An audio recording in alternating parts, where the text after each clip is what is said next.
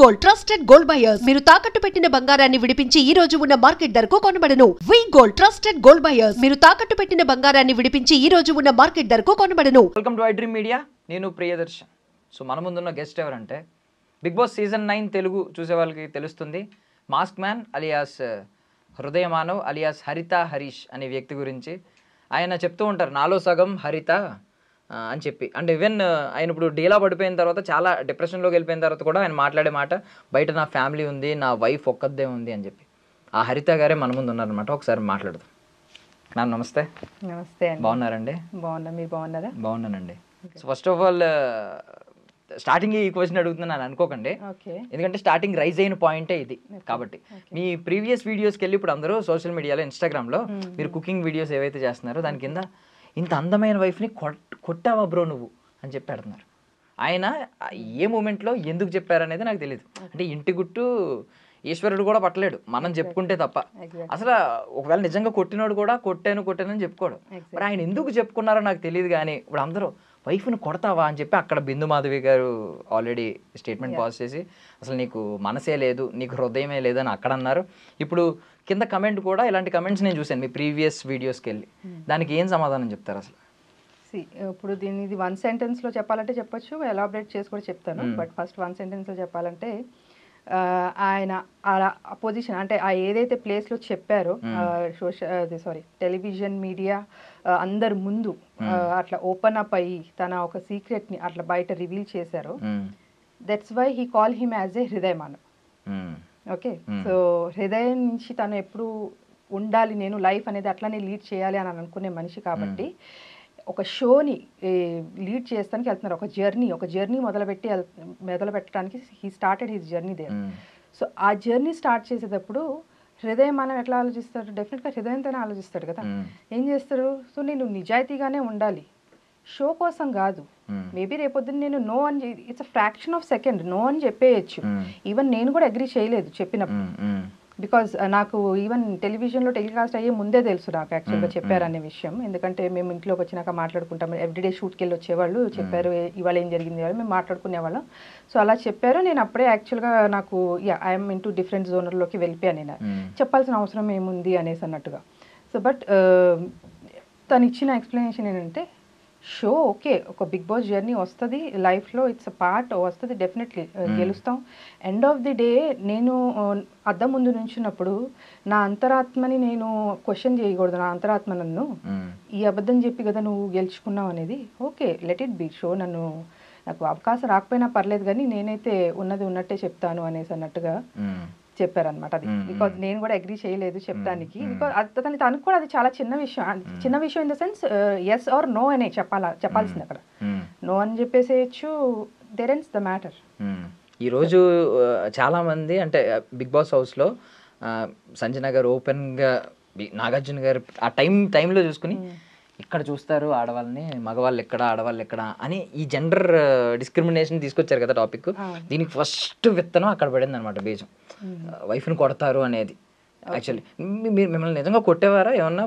మామూలుగా అడుగుతున్నాను. మీరు నాకు తెలిసి నాకు సార్ కూడా ఆల్రెడీ చెప్పినట్టే ఉన్నారు మీకు, హరీష్ గారు కూడా. ఇదేమన్నా గుళ్ళో గంట ఏంటి పొద్దున సాయంత్రం లేసి కొట్టడానికి, లేదా స్కూల్ బెల్లా? అది ఎవ్రీ ఫ్యామిలీలో ఉంటుంది ఒక చిన్న, అసలు టు బీ ఫ్రాంక్లీ స్పీకింగ్ మేమిద్దరం ఇట్లా మాట్లాడుకుంటున్నప్పుడు I didn't even remember that. Okay, అదొక సంఘటన జరిగింది అని అంటే, బట్ తొందరగానే నాకు రికలెక్ట్ అయింది. But it was there in his mind, తన మైండ్లో అది చాలా స్ట్రాంగ్గా ఉండింది. సో నాకెందుకు అది చాలా ఎక్కడో కనుమరుగైపోయింది అని అంటే నా ఆలోచనలో, because the kind of bond and the love we have. So అది మా లైఫ్లో, మా 15 years, మా 20 years జర్నీలో అదొక డాట్, ఒక ఫుల్ స్టాప్ ఆర్ డాట్ లాంటిది అంటాం కదా. సో దానికి మించి ఇంకా చాలా పెద్దవి మా బాండింగ్ కానీ, మేము ఫేస్ చేసిన ఛాలెంజెస్ కానీ, దాంట్లో మేము కలిసి ఉన్నది కానీ, ఉన్న లవ్ మా ఇద్దరి మధ్యలో అదొక చిన్న డాట్. కాబట్టి నాకైతే అసలు నిజంగా కనుమరుగైపోయింది. బట్ స్టిల్ తను ఎంత బాగా గుర్తుపెట్టుకుని ఆ చిన్న విషయం కూడా నేను అబద్ధం చెప్పకూడదు అనేది ఆ స్టాండ్ తీసుకున్నారు చూడండి. షో కోసం కాదు, నా అంతరాత్మ ముందు నేను తలదించుకోకూడదు. సో అదే ఆయన సిద్ధాంతం, అందుకే ఆయన హృదయమానం అని ఆయన పేరు పెట్టుకున్నారు. యాక్చువల్లీ ఈ టాపిక్ అంతా మాట్లాడుకునే ముందు నేను ఒకటి స్ట్రైట్ అడగాలంటే, ఆయన హౌస్లో ఇప్పుడు కొంచెం డీలా పడిపోయి నేను ఉండను, మీలాంటి వాళ్ళ దగ్గర నేను ఉండలేను, నేను వెళ్ళిపోతాను అనే స్టేట్మెంట్స్ పాస్ చేస్తున్నారు. ఈవెన్ మీరు నామినేషన్స్లో చూసుకుంటే అందరూ కూడా, ఈవెన్ శ్రీజ, కామనర్స్ వాళ్ళు మనలో, ఐ మీన్ కామనర్స్లో ఉన్న వాళ్ళలో వాళ్ళు కూడా వద్దు వెళ్ళిపోండి, ఇక్కడ వద్దు, మీరు మీలాంటి వాళ్ళు ఇక్కడ అవసరం లేదు వెళ్ళిపోండి అన్నట్టు పెద్ద ఐ మీన్ రచ్చగొట్టే వ్యాఖ్యలు మొత్తం జరిగినాయి. సో ఆయన స్టేట్మెంట్ని చాలామంది ఏమో ఇంకొచ్చేద్దామని ఉందేమో, ఆయన మీ రీజన్ కూడా చెప్పారు, బయట నా వైఫ్ ఒక్కదే ఉంటుంది, ఆమె ఇవన్నీ చూసి ఎలా ఉంటారో ఆమెకి ఎలా ఉంటుందో అని చెప్పి ఆయన స్టేట్మెంట్స్ చెప్తున్నారు. మీ మనసులో ఏముంది అసలు? ఇప్పుడు ఆయన్ని ఉండాలి, హౌస్లో ఇంకా ఉండాలి అని అనుకుంటున్నారా, వచ్చేసినా పర్లేదు అనుకుంటున్నారా, వచ్చేయాలనుకుంటున్నారా, ఏమనుకుంటున్నారు? వచ్చేయాలనేది డెఫినెట్గా ఎప్పుడు ఎవరు అనుకోరు, సేమ్ అందరిలాగానే. సో బికాజ్ అది మనం జర్నీ ఎందుకు స్టార్ట్ చేసాము, అలాగే ఆయన వీడియోస్, ఆయన ఈవెన్ అగ్ని పరీక్ష దాంట్లో కూడా చాలాసార్లు చెప్పారు అసలు ఈ why big boss. So as a big boss అడ్మైరర్గా ఆయన ఫీల్ అవుతారు కాబట్టి, ఆయన అన్ని కొంచెం ఆయన డిప్రెషన్లో లోలో ఉన్నప్పుడు కూడా, సో అదొక కైండ్ ఆఫ్ ఊరటని కలిగించింది. So because he is into kind of చాలా కౌన్సిలింగ్స్లో వాటిల్లో పార్టిసిపేట్ చేస్తుంటారు. So end of the day Bigg Boss అనేది ఒక షో ఎలాంటిది అని అంటే, వాట్ హీ ఫీల్స్, ఆయన డెఫినేషన్ ఏంటంటే మన 100 years ఆఫ్ లైఫ్, ఓకే, అలాగే అది 100 days జర్నీలో చూపిస్తే ఎలా ఉంటుంది అనేదే Bigg boss. So it is very much or very closely related to the human life అనేసి ఆయన ఫీల్ అవుతారు. ఇప్పుడు మనం కూడా మన చుట్టుపక్కల ఉన్న జనాలతో, కాకపోతే మనకేం కెమెరాలు ఉండవు, మనము ఆబ్వియస్లీ నచ్చినప్పుడు ఒక రకంగా ఉంటాము, నచ్చకపోతే బ్యాక్ సైడ్ ఒక రకంగా ఉంటాము. సో చాలా షేడ్స్ మనలో కూడా ఉంటాయి. సో అవే బయట అక్కడ బిగ్ బాస్ హౌస్లో విత్ ఇన్ 105 daysలో కెమెరాల్లో క్యాప్చర్ అవుతూ, సో మనల్ని మన పర్సనాలిటీని చేంజ్ చేసుకుంటూ బయటికి ఒక అప్గ్రేడెడ్ వర్షన్ వస్తుంది with in a span of that 105 days. So definitely అట్లా బయటికి వచ్చేయాలి అనేసి నేనైతే అనుకోను. డెఫినెట్లీ ఎందుకు స్టార్ట్ చేశారు, ఎక్కడ ఉన్నాము ఇప్పుడు, సో నెక్స్ట్ ఎక్కడికి చేరుకోవాలి అనేది ఈ 3 parameters చూసుకుంటే, యాక్చువల్లీ నేను మొన్న కొంచెం ఆయన తినట్లేదు అని అనుకున్నప్పుడు at least I might get any chance ఏమో అనేసి ట్రై చేశాను. బట్ ఆబ్వియస్లీ అది షో ఫార్మాట్ వాళ్ళు అలౌ చేయరు కాబట్టి, సో నేను ఒక చిన్న ఏవీ కూడా ప్రిపేర్ చేశాను యాక్చువల్గా. సో లైక్ ఇప్పుడు నువ్వు ఇంత లోలో ఉన్నప్పటి నుంచి ఎలాగైతే నువ్వు అవుట్కమ్ అయ్యి ఇప్పుడు మొత్తం మళ్ళీ జనాల్లోకి వెళ్ళాలి, ఫేస్ చేయాలి సొసైటీని అనే ఏదైతే నువ్వు నిర్ణయం తీసుకున్నావు, లైక్ ఫీనిక్స్ బర్డ్ ఎలాగైతే ఫ్రమ్ ద యాషెస్ బార్న్ అవుతుందో అది. సో ఆబ్వియస్లీ ఇది one of the platform.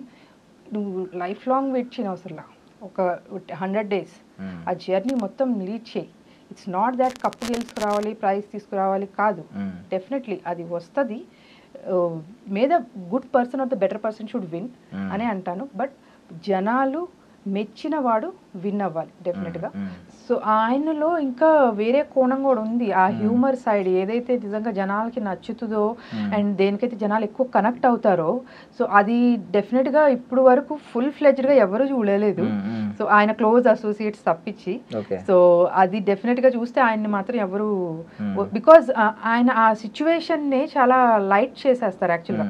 Even మేము హాలిడేస్ అప్పుడు ఇంటికి వెళ్ళినా కూడా చుట్టుపక్కల వాళ్ళు అడుగుతారు, మా అమ్మ మీ పెద్ద అబ్బాయి వచ్చినట్టున్నారు కదా అని చెప్పి, అంటే అంత జోవెల్ అయిపోతుంది ఆ ఎన్విరాన్మెంట్. నిజంగా అంత సెన్స్ ఆఫ్ హ్యూమర్ ఉంటుందా? ఎగ్జాక్ట్లీ అదే అంటున్నా, అది ఎవ్వరు కూడా కనెక్ట్ అవ్వలేదు ఇప్పుడు వరకు అని చెప్పేసి నేను అంటున్నాను. అంటే షోలోనే చూపిస్తా, షోలోనే చెప్తాను ఒక 2-3 points. ఎగ్ విషయం జరిగినప్పుడు, ఓకే, ఎగ్ విషయం జరిగినప్పుడు, సో అప్పుడు ముందు వరకు ఏం జరుగుతుంది, ఆమె ఎగ్ తిన్నారో లేదో ఎవరికి తెలియక అందరూ నెత్తులు కొట్టుకుంటూ అమ్మ చెప్పు చెప్పు చెప్పు అని అంటే, ఆవిడేమో she's taking it in lighter way, okay she's creating some content over there, అది పండుతుంది, జనాలకి నచ్చుతుంది, వెళ్తుంది. సో పక్క నుంచి వాట్ హరీష్ గారు ఈస్ ట్రయింగ్ ఈస్, మీరే కదా తిన్నది చెప్పండి. That's what his body language, and అది ఆల్రెడీ జరిగింది అక్కడ. సో నేను కొన్ని క్లిప్స్ అది కంప్లీట్గా లైవ్లో చూపించలేదు, నైదర్ ఇన్ ద ఎపిసోడ్ చూపించలేదు, బట్ నేను అప్పుడు ఆయన అక్కడ బాడీ లాంగ్వేజ్ని బట్టి నాకు అర్థమైపోయింది this could be the conversation between these two అని చెప్పేసి. సో ఆయన ఏంటంటే he's trying to bring out that truth out of her. Okay పోన్లే తింటే తిన్నారులే, నాకు తెలియదు చెప్పండి మీరే కదా తిన్నది అని చెప్పేసి. సో ఇప్పుడు జనరల్గా అందరూ ఆమె మీద ఎట్లా పడిపోతున్నారు, నువ్వేదో తప్పు చేసావు అని చెప్పి కొన్ని అనరాని మాటలు కూడా అనేసారు ఆమె అక్కడ యాక్చువల్గా. మీరు శ్రీజ వేరే వాళ్ళు అనేసారు ఆ మాటలు. సో ఇంత జరుగుతున్నప్పుడు అలాగే షాంపూస్ బాటిల్స్ విషయంలో కూడా పోన్లేండి వాళ్ళకి ఇబ్బందిగా ఉందంట కదా మీరు ఇక్కడ పెట్టద్దులే అని చెప్పి అంటే చూడు ఇలా ప్రేమగా చెప్తే నేను వింటాను అని చెప్పేసి ఆవిడ గారు కూడా అన్నారు. సో ఆబ్వియస్లీ ఇప్పుడు ఇది యాక్చువల్లీ ఈ పాయింట్ మీద కొన్ని కమెంట్స్ చూసాను, ఒకరిద్దరులేండి, ఎక్కువ మంది కాదు. అమ్మాయిలను కొడతాడు అనే పెట్టిన దగ్గర అదే వైఫ్ ని కొట్టావా అన్న దగ్గర కింద వైఫ్ ని కొడతాడు ఇక్కడ మాత్రం పులిహోర కలుపుతున్నాడు అని పెట్టారు. సెన్స్ ఆఫ్ హ్యూమర్ కనెక్ట్ అవ్వకూడదు. ఈవెన్ రెడ్ ఫ్లవర్ అనే కాంటెక్స్ట్ వచ్చింది కూడా సెన్స్ ఆఫ్ హ్యూమర్ లోనే. ఫ్లవర్ ఇస్తాను అన్నప్పుడు అది రెడ్ ఫ్లవర్ ఇస్తుంది చూసుకో అని ఎగ్జాక్ట్ డైలాగ్ ఏమన్నారంటే యాక్చువల్గా ఆమె ప్రియా ఇమ్ము నీకు రెడ్ ఫ్లవర్ ఇస్తాను రోజ్ ఫ్లవర్ ఇస్తాను ఏదో సంథింగ్ ఏదో గులాబీ పువ్వు ఇస్తాను సంథింగ్ ఏదో లాంగ్వేజ్ అని అంటుంది. అయితే ఆయన అన్నారు ఇది ఎగ్జాక్ట్గా ఇలాగే కూర్చుని ఆహా మీకు ఇలా అర్థమైందా, ఆహా ఇందాక రెడ్ ఫ్లవర్ అని కూడా మాట్లాడుకున్నారు అంటే నువ్వు రెడ్ ఫ్లవర్ అని అంటాం వేరు, మాట్లాడుకున్నారు అని అంటాం వేరు కదా. It's totally 2 different things. ఆయన అన్నట్టు ఎట్లా వస్తుంది అది? సో అది ఒక కాన్వర్సేషన్ లాగా వెళ్ళిపోయింది కాబట్టి he could not able to recollect it. మనం ఏంటంటే ఇప్పుడు నేనైతే దాన్ని వెనక ముందు పెట్టుకుని చూస్తూనే ఉన్నా. అసలు ఏ సెన్స్ లో వచ్చింది అది? నువ్వు ఇది అని